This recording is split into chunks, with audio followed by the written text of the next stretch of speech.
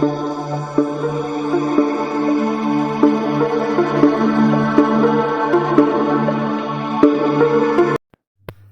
நண்பர்களே.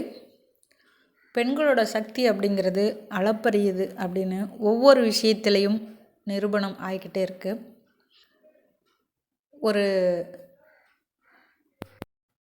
இணையவழி குரூப் எல்லாரும் ஒன்று சேர்ந்து, தொழில் முனைவோர்கள் எல்லாம் ஒன்று சேர்ந்து ஒரு எக்ஸ்போ பண்ணியிருக்காங்க. இது ஒரு இடத்துல மட்டும் நடக்கலைங்க, நிறைய இடங்கள்ல இப்போ நடந்துகிட்ருக்கு. பொதுவாகவே ஒரு பெண்கள் முன்னேற்றம் அப்படின்னா ஒரு சாரார் பார்த்திங்கன்னா பொறாமையாக இருப்பாங்க. ஆனால் எந்த ஒரு காழ்ப்புணர்ச்சியும் பொறாமையும் இல்லாமல் அடுத்த பெண்களை ஊக்குவிக்கிறதும், அவங்கள மேலே கொண்டு வரதும், அவங்களுக்கு தேவையான உதவிகளை செய்கிறது அப்படின்னு இப்போ நிறைய விஷயங்கள் ஃபீல்டில் நடந்துகிட்ருக்கு.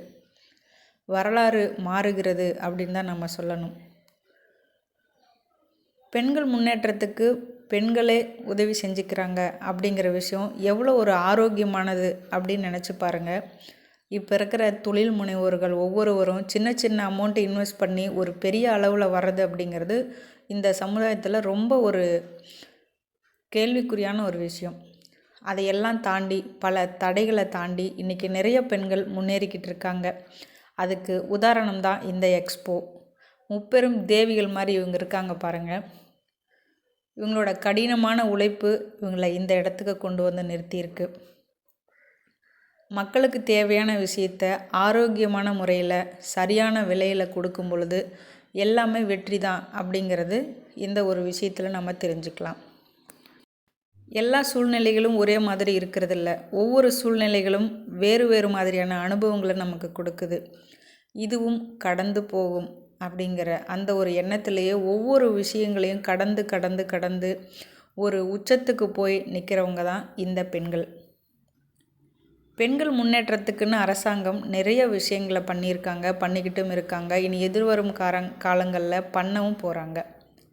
அதை சரியான முறையில் பயன்படுத்தி பெண்கள் முன்னேற, பெண்களே ஒரு உந்துகோலாக இருந்து, ஏணிப்படிகளாக இருந்து ஒரு அருமையான சமுதாயத்தை படைக்கணும் அப்படிங்கிறது தான் ஒவ்வொரு பெண்களுடைய விருப்பமும்.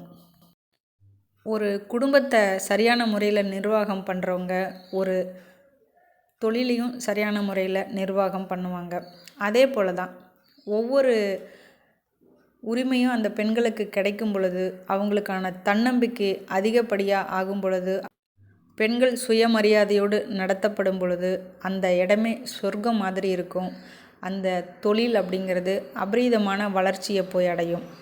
அதுக்கு நிறைய உதாரணங்கள் இந்த சமுதாயத்தில் இருக்காங்க. அதுக்கு ஒரு சின்ன எடுத்துக்காட்டு தான் இந்த கோயம்புத்தூர் கல்பனா கல்யாண மண்டபத்தில் நடந்த ஒரு எக்ஸ்போ.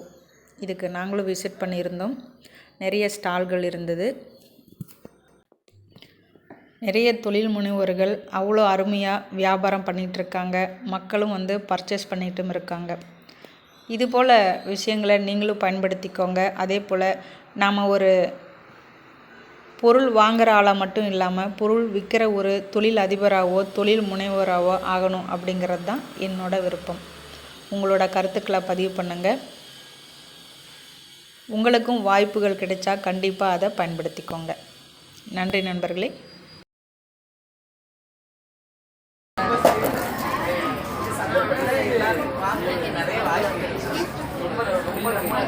சந்தோஷம்ப்பா. நிறைய எக்ஸ்போ போடுங்க, நிறைய இடத்துல பிஸ்னஸ் பண்ணுங்க.